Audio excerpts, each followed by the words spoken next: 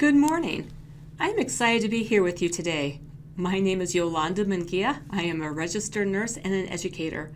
My passion is encouraging other nurses to seek professional growth through advanced education and certification. And I am here today to help you achieve nursing certification by discussing strategies that will help you to learn better and remember longer. Our objectives this morning are: upon completion of this presentation, you will be able to identify 2 ineffective study strategies that you want to eliminate from your toolbox, and describe study strategies that will promote learning and long-term memory retention. The way you've been studying is all wrong.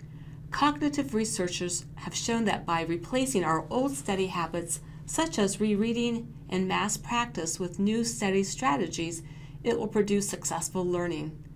The new study strategies will teach you how to study more productively and will guarantee your success when it comes time to take your certification examination. The fear you have of not passing will be eliminated, and in its place will be a can-do mindset. We are basing today's presentation on a few concepts. Learning requires memory. Learning and remembering continue to occur throughout our lives. And lastly, learning is an acquired skill. In today's presentation, I will show how to take control of your learning in order to achieve certification. Eliminate rereading from your study strategy toolbox. Time spent on rereading is wasted. Even though this is the most common study practice and it feels good while we do it, cognitive researchers discovered that it produces a false sense of fluency that tricks you into feeling that you have mastered the subject. The time-intensive activity of rereading provides a quick feeling of fluency or familiarity of the new information and an illusion of knowing without the true mastery. While this strategy may appear to work during the short term, researchers investigating learning have discovered that we immediately begin to forget about 70% of new information that we have just heard or read. The rapid loss of information or forgetfulness can be countered by elaboration. Elaboration is the process of taking information, connecting it to what you know, and expressing it in your own words. It also includes taking the new information and placing it into a larger context and identifying key ideas and connecting it to prior learning. Another common but ineffective study strategy is mass practice. Mass practice, otherwise known as practice, practice, practice, is a strategy that attempts to burn an idea or fact into the brain by repeated review. All-night cramming sessions are an example of this strategy. Initially, it produces a feeling of fluency, but like rereading, it is a waste of time because the information isn't retained. Success in learning lies primarily within one important act called retrieval practice. This is one of the most powerful learning tools that you want to place in your study toolbox. Retrieval is more effective than rereading and cramming.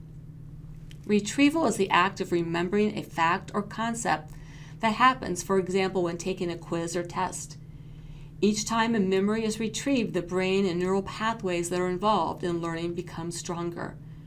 New information or memory that is repeatedly retrieved begins to be stored as a cohesive representation in the brain.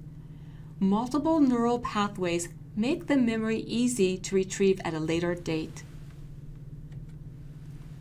Self-quizzing or testing, not done as a measurement of learning, but as a retrieval practice, is a very powerful learning strategy. Testing tells you what you know and what you need to know so that you can focus on specific content.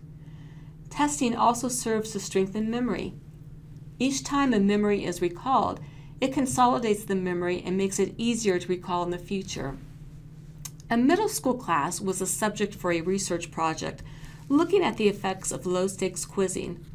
While the researchers found was that the students who were involved in frequent quizzing as compared to students who received frequent course review scored higher in the test a month later. This is just one of numerous studies that have shown that learning occurs as a result of frequent retrieval practices such as testing. So how can self-quizzing be done? As you are reading new information, pose questions to yourself such as, what are the key ideas? And how does this information relate to my practice?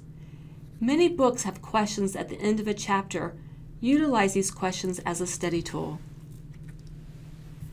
Difficulties that require additional effort and slow down learning can be desirable.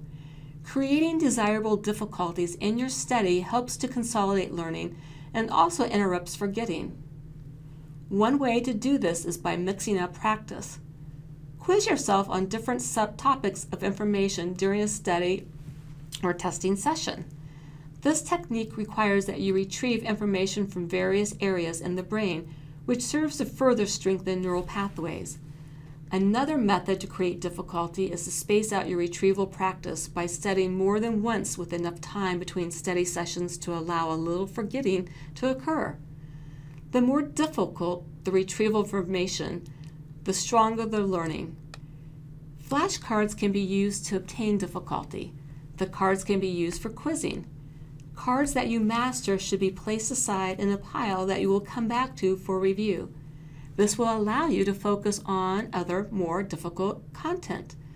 Interleaving different topics in the flashcards also makes for desirable difficulty. Interleaving encourages the retrieval of different pieces of unrelated information while you master new content. Interleaving initially feels awkward, but it is very effective for long-term retention. Look for electronic flashcards that allow you to use these techniques. Elaboration is an effective study strategy that improves mastery of new material by finding different layers of understanding in it and relating the new material to what you already know or have experienced. In other words, express new information in your own words. The more you can relate new information to your own experiences, the more you will retain the information.